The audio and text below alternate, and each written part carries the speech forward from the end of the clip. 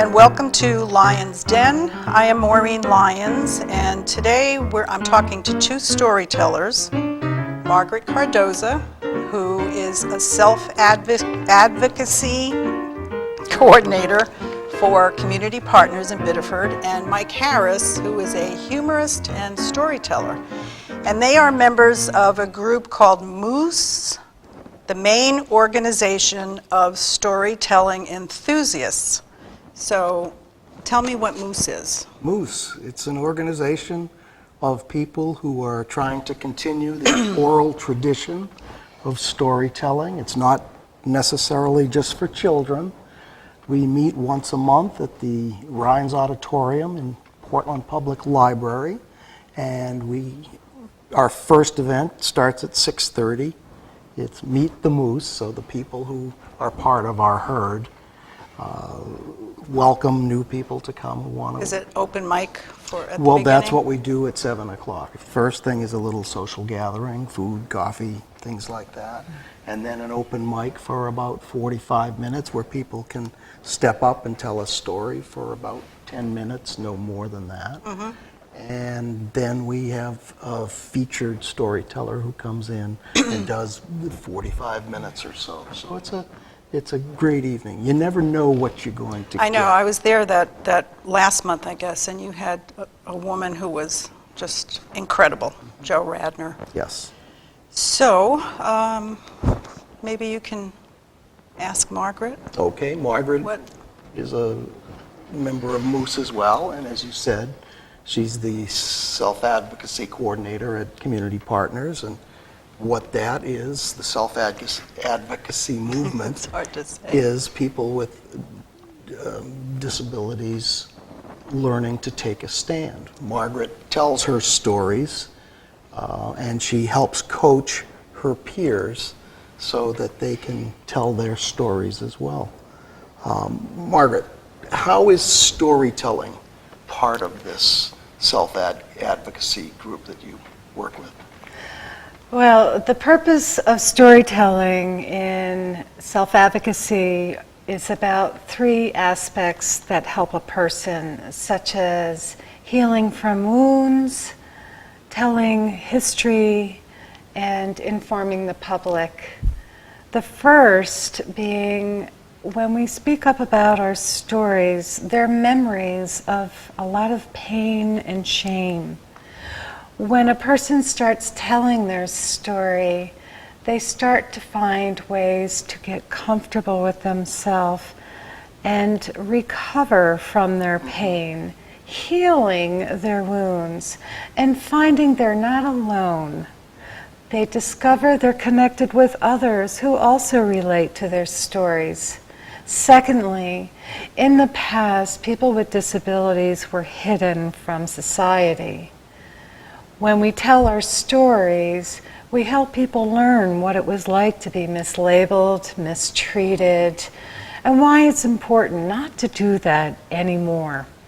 An example, there's a new generation at this time that are growing up not learning about AIDS and how people were treated when AIDS first came out, because of people telling their stories, an example about AIDS, that help people remember why we don't want to treat people the way it was then.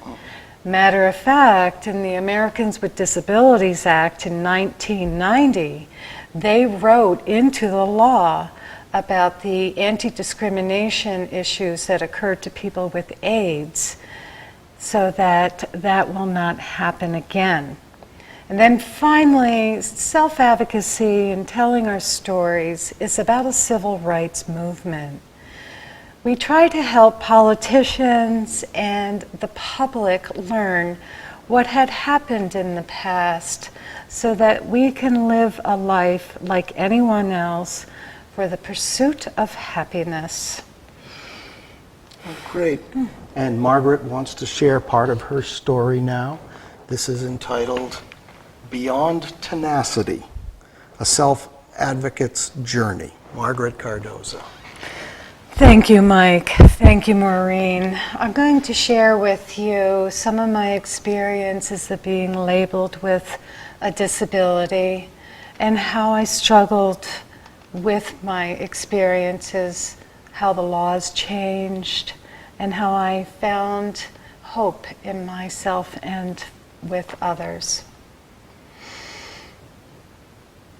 When my mother was carrying me, the doctors had prescribed barbiturates and tranquilizers with her.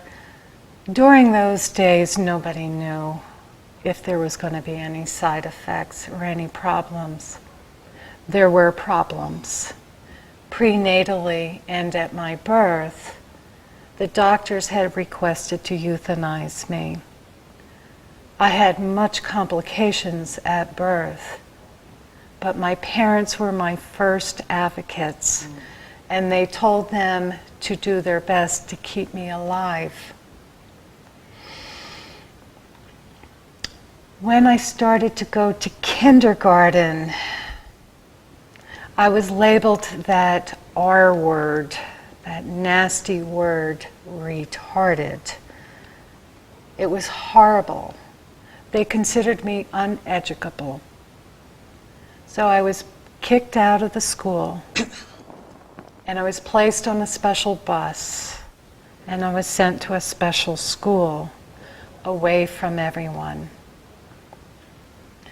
Well, the laws changed in 1970, and with the laws changing, I was able to go back to the school I was kicked out of.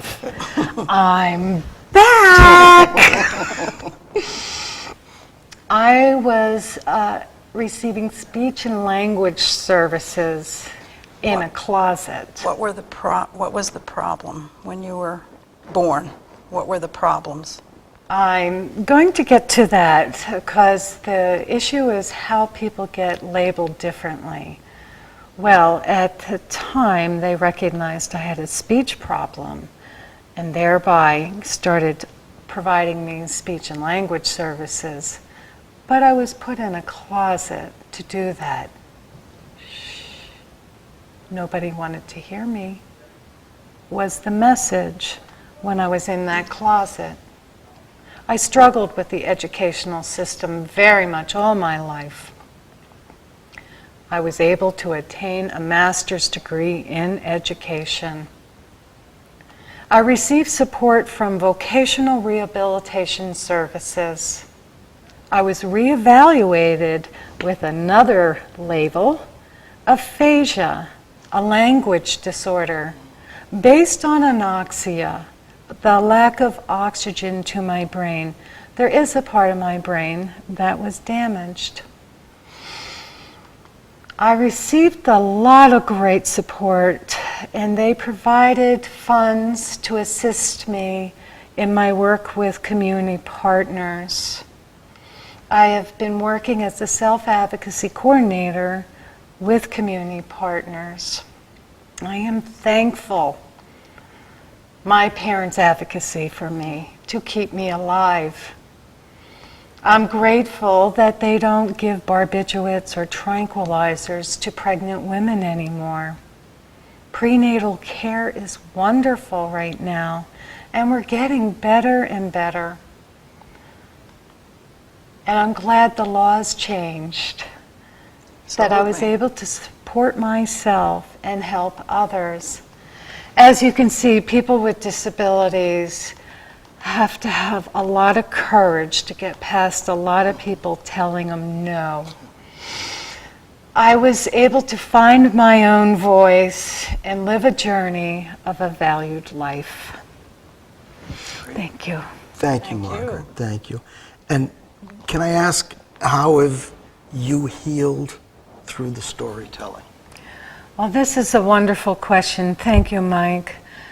The challenge is starting to speak up when everyone told you don't speak up. To get that courage and the tenacity to go beyond that fear, I was able to discover that I'm okay. I feel pretty good. there's nothing wrong with me. There's nothing wrong with anyone else. And with that, made me recognize how important it is to being accepting of myself, to feel comfortable. And knowing with this skill, as a role model, I work with others that they learn to tell their stories. I see the same progression of how painful it is to talk about their stories. When they discover it doesn't hurt to talk about it, they start to recognize it feels better and better, and all of a sudden they realize we have a message to give others. It's okay to talk about it. That's how it's been healing. It's been wonderful. Great. Thank you. Thank you for sharing that. Thank you. I'm Maureen Lyons. This is Margaret Cardoza, Mike Harris, Lyons Den. Thank you very much.